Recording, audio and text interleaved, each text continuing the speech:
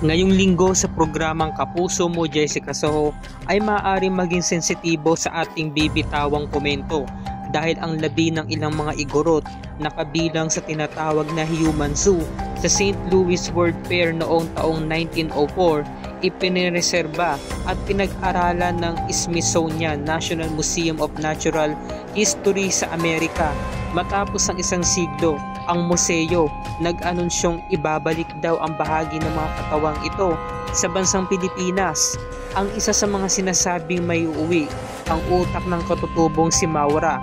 Si Jessica Soho umakyat ng Barangay Suyok sa Mankayan, Benguet para makapanayam ang mga kamag-anak ng mga katutubong naging parte ng kontrobersyal na yugtong ito ng ating kasaysayan. Ayon kay Marieta, nung nalaman ko yung tungkol dito sa mga ginagawang human display, nasaktan ako. Ginamit lang pala yung relatives namin para ma-exploit sa mga personal interest nila. At ito naman na sinabi ni Leonardo, ang gusto namin matuklasan ay yung katotohanan at yung justice. Sana matupad din yung hiling ni Maura na maiuwi dito sa Suyok. Ang mas nakakalungkot po kasi pinag-aralan yung utak. Okay lang sana kung pinahintulutan na-deprive yung mga tao ng liberty nila. Dapat nirespeto yung tribes na nanggaling sa Pilipinas.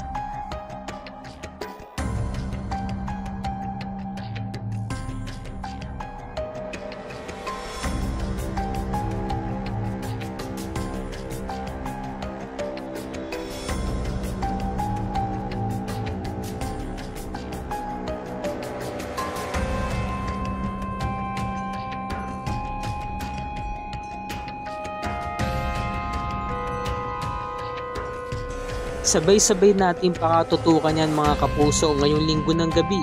Dito lamang yan sa Kapuso Mo Jessica Soho.